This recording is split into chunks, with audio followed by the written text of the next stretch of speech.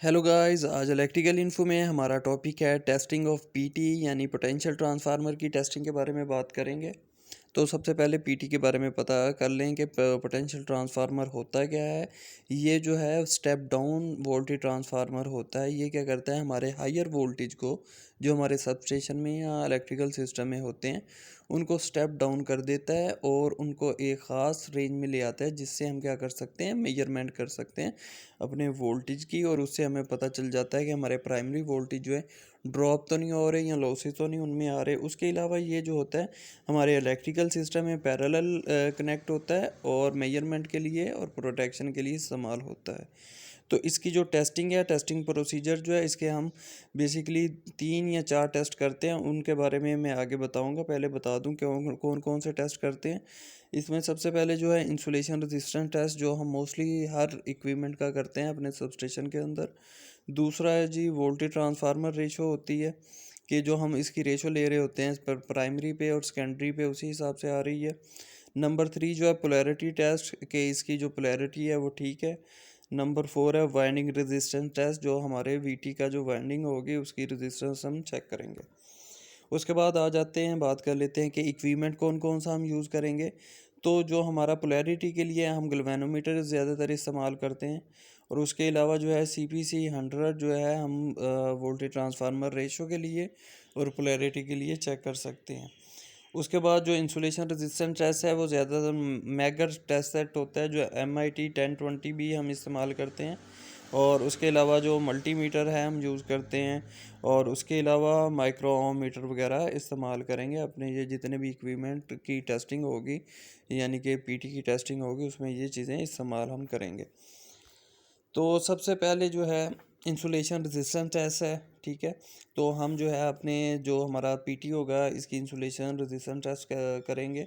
उसका जो इंस्ट्रूमेंट है वो मैगर MIT 1020 हमने लिया है। उसमें क्या होता है, 2 या 3 लीड्स होती हैं। एक जो है पॉजिटिव लीड होती है, एक जो नेगेटिव होती है ब्लैक लीड होती है, और एक जो होती है अर्थ लीड होती है। जो सेफ्टी के लिए हम क्या करते हैं, किसी भी अर्थिंग मैच से या अर्थिंग पॉइंट से कनेक्ट कर लेते हैं और टेस्ट लेते हैं। तो टेस्ट प्रोसीजर क्या होगा, इसमें डिफरेंट टेस्ट प्रोसीजर है, जिसमें हम प्राइमरी टू ग्राउंड करेंगे, प्राइमरी टू सेकेंडरी और सेकेंडरी टू ग्राउंड करेंगे। और जिसमें 2 कोर होंगी तो उधर सेकेंडरी टू सेकेंडरी भी करेंगे सेकेंडरी साइड पे। तो प्राइमरी टू ग्राउंड में से ये करेंगे कि हम उसकी एक लीड जो है उसमें हम क्या करेंगे, पहले बता दूं कि 1 kV अप्लाई करेंगे 1 मिनट के लिए। उसकी जो पॉजिटिव लीड होगी हम क्या करेंगे, इसकी प्राइमरी साइड पे लगा देंगे। प्राइमरी साइड पे हम जो है पॉजिटिव लीड लगा देंगे। और उसकी जो नेगेटिव लीड होगी हम क्या करेंगे, अर्थ मैच से लगा देंगे या मेन अर्थ से या माउंटिंग प्लेट से लगा देंगे। और फिर हम क्या करेंगे, 1 kV अप्लाई करेंगे और 1 मिनट तक हम उसे स्टे करेंगे। और जितनी भी उसकी रेजिस्टेंस आएगी उसे हम नोट डाउन करेंगे। तो ये उसकी इंसुलेशन रेजिस्टेंस आएगी। तो मोस्टली ज़्यादा आनी चाहिए ताकि हमें पता हो कि जो इंसुलेशन है वो ज़्यादा है।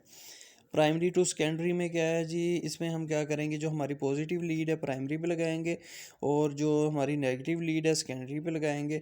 और क्या करेंगे, 500 वोल्ट जो है अप्लाई करेंगे 1 मिनट के लिए। जो हमारी वैल्यू आएगी, रेजिस्टेंस आएगी, उससे हमें पता चल जाएगा कि जो प्राइमरी और सेकेंडरी में इंसुलेशन है वो इतने ओम है। ज़्यादा होगी तो ज़्यादा बेटर होगी।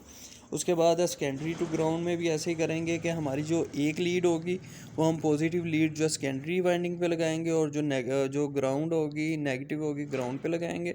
फिर हम जो है 500 वोल्ट अप्लाई करेंगे 1 मिनट के लिए। और जो वैल्यू आएगी उसे हम राइट डाउन कर लेंगे। इससे पता चल जाएगा कि हमारी इंसुलेशन क्या।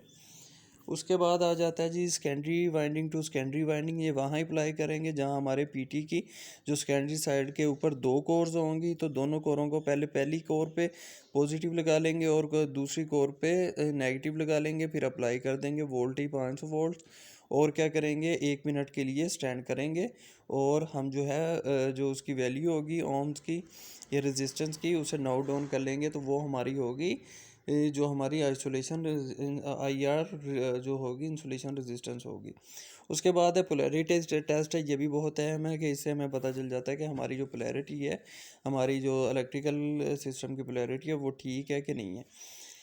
सही है जी। तो उसमें है इंस्ट्रूमेंट जो रिक्वायर्ड है वो हम गैल्वेनोमीटर आमतौर पर इस्तेमाल कर सकते हैं। उसमें हम क्या करते हैं कि उसके अलावा हम एक सेल ले लेते हैं जो 9 वोल्ट का भी हो सकता है, 1.5 वोल्ट का भी हो सकता है, डिफरेंट वोल्ट्स के हो सकते हैं। उसमें हम क्या करते हैं, अब जो ना जो गैल्वेनोमीटर है उसका पॉजिटिव एंड जो होगा, हम जो भी फेज़ लिया होगा, रेड है, येलो है या ब्लू है, तो उस एक फेज़ के ऊपर लगा देंगे प्राइमरी साइड पे, और दूसरा जो है हम सेकेंडरी साइड पे, और दूसरा जो है हम न्यूट्रल पे लगा देंगे। ठीक है। तो उसमें अब क्या होगा, जो हमारा सेल होगा उसका जो पॉजिटिव है वो हम उसकी प्राइमरी साइड पे लगा देंगे, और जो उसका नेगेटिव होगा उसकी दूसरी साइड पे लगा देंगे। तो उसके बाद हम क्या करेंगे, अगर तो ये जो डिफ्लेक्शन होगी हमारे गैल्वेनोमीटर की, अगर राइट साइड पे क्लॉकवाइज होगी, तो हमें पता चल जाएगा कि हमारा जो सिस्टम है वो ठीक वर्क कर रहा है, यानी कि उसकी पोलैरिटी करेक्ट है हमारे पीटी की, क्योंकि पॉजिटिव जो हमारी है जो हमारी प्राइमरी टू सेकेंडरी आ रही है, इसका मतलब है कि हमारी जो पोलैरिटी है वो सही डायरेक्शन में। अगर ये जो है एंटी क्लॉकवाइज आएगी तो हमें पता चल जाएगा कि हमारी हमारी जो पोलैरिटी है सिस्टम की वो ठीक नहीं है, रिवर्स्ड है। और उसके बाद आ जाता है वाइंडिंग रेजिस्टेंस टेस्ट। जो हमारे ट्रांसफार्मर होते हैं इनकी वाइंडिंग रेजिस्टेंस हम करते हैं, उसकी हम सीटी की भी करते हैं, पीटी की भी करते हैं, और हमारा जो पावर ट्रांसफार्मर होता है उसकी भी हम ये करते हैं कि हमारी वाइंडिंग रेजिस्टेंस कितनी आ रही है। तो इसमें जो है या तो हम इंस्ट्रूमेंट यूज़ करेंगे, वाइंडिंग रेजिस्टेंस किट यूज़ करेंगे, और या मल्टीमीटर इस्तेमाल करेंगे, ओमिक्रॉन CPC 100 भी कर सकते हैं।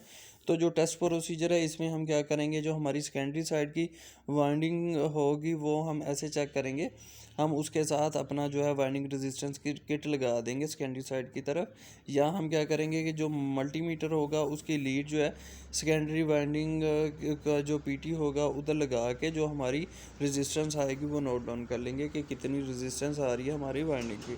उसके बाद आ जाता है हमारा जी रेशो टेस्ट। तो रेशो टेस्ट में ये होता है कि हमारी जो प्राइमरी साइड पे अगर हम वोल्टेज अप्लाई करें, अगर हमारे प्राइमरी साइड पे अगर सपोज करें वोल्टेज आ रहे हैं 11 kV, और जो हमारे सेकेंडरी पे आ रहे हैं 110 वोल्ट, तो हमने क्या करना है, इसका जो है मल्टीप्लाइंग फैक्टर निकालेंगे, इन्हें डिवाइड करके हमारे पास आ रहा है 100।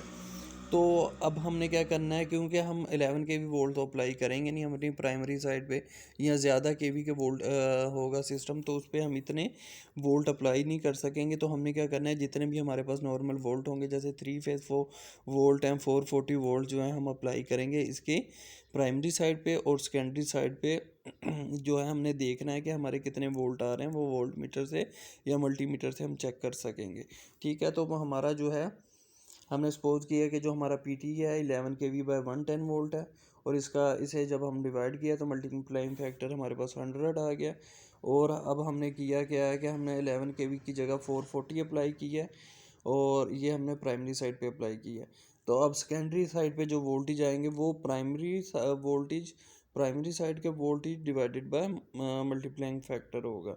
तो प्राइमरी साइड पे हमने 440 अप्लाई किए हैं, और उसके जो हमारा मल्टीप्लाइंग फैक्टर जो है वो 100 है। तो इनको हमने क्या किया, हल किया है, तो हमारे पास 4.4 वोल्ट्स आ रहे हैं। तो हमने फिर ये क्या करना है, सेकेंडरी साइड पे जाके हमने वोल्ट मीटर से या मल्टीमीटर से चेक करना है कि हमारे को कितने वोल्ट आ रहे हैं।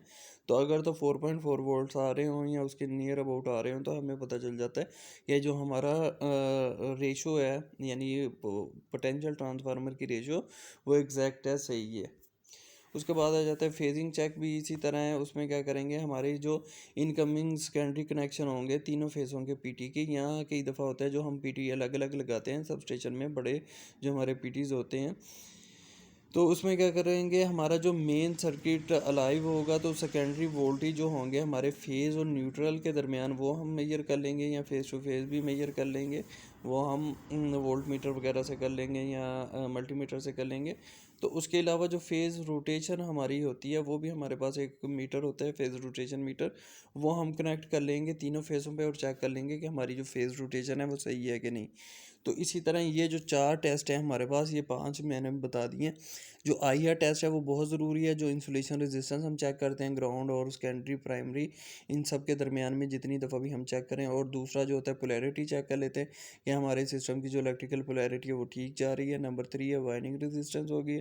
नंबर 4 जो हो गया, हमने रेशो चेक की है, रेशो भी बहुत ज़रूरी फैक्टर है। और नंबर 5 है फेजिंग चेक भी हम करते हैं। होप आपको पता चल गया होगा कि पीटी के कितने टेस्ट होते हैं, और ये टेस्ट जो है हम अपनी टेस्टिंग वगैरह में करते हैं, या रूटीन टेस्ट भी इन्हें कह सकते हैं।